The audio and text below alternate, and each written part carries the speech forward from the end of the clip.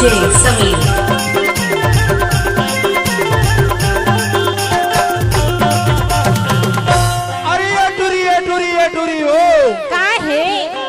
अरे आज अपर दिन में मैं तोला भेटे हो यार। ऐसे यार तो जानता हाँ ते कहाँ ले आए हाथ और कहाँ आया है जानता कहाँ है डीजे समीर। ते छत्तीसगढ़ ले आए हस ना।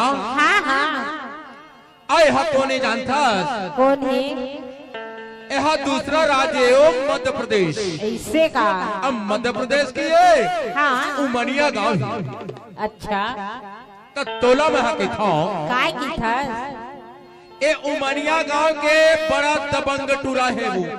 ऐसे का काबर की मैं कई पैती आए हो तो जानता हूँ। हाँ तो तोला कहता हूँ कि ते यहाँ मैंने सोच समझ के देंगे। ऐसे का काबर जानता खबर अभी 1 महीना हुए है दिवाली गए है हाँ और तोला कहीं अकेला में पा जही ना। हाँ उमनिया गांव के दबंग टूर्नामेंट तोला पड़ाका सही सामान के फोड़ दी। अरे ले चल बहू का देखो हो जाए हो जाए ले चलता हो जाए। ले चल काबर की मैं उमनिया गांव के दबंग टूरा के तरफ हो ना ऐसे तो ले चल हो जाए। ले चल ए छत्तीसगढ़ वाली टूरी बनाओ बनारे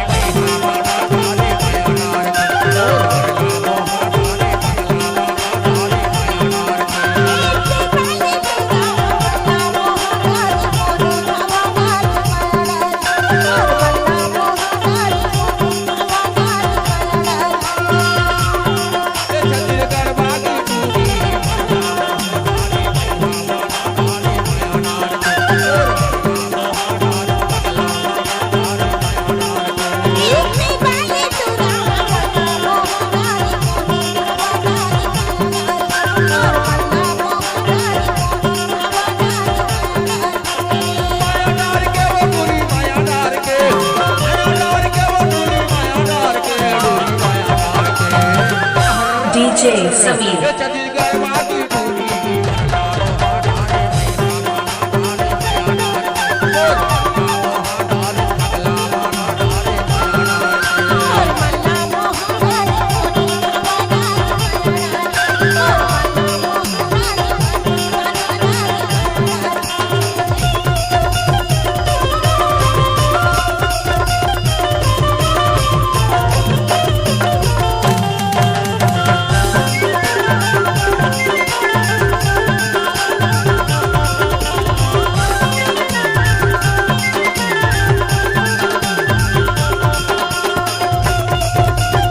डीजे समीर।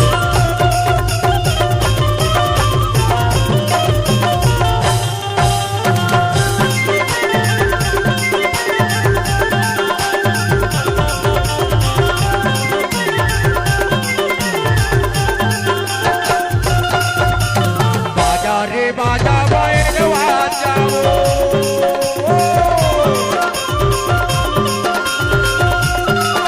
रे बाजा रे बाजा बैठवा जा कहाँ खाले गए गाली माया जा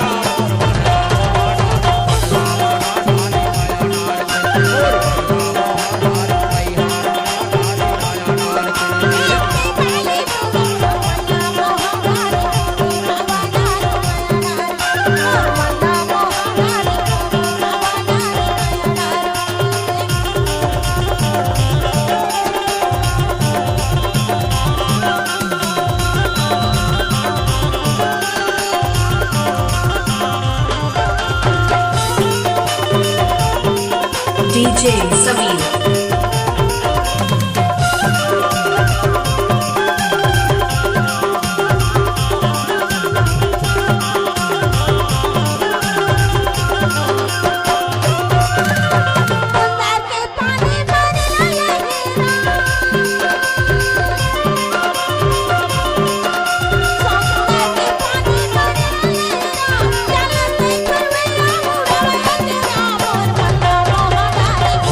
Thank you.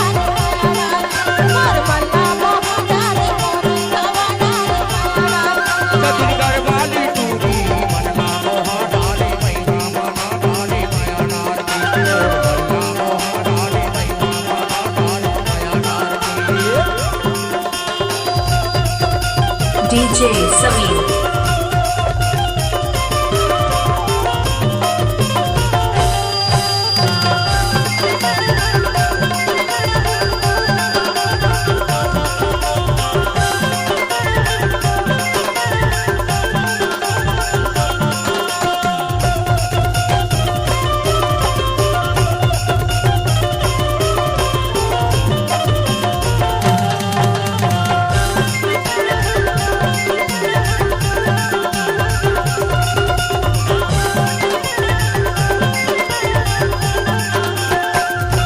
ऊपर हे पर्वत वाले हे डोंगरी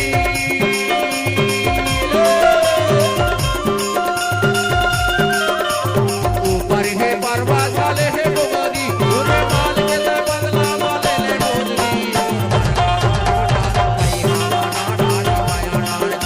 ओ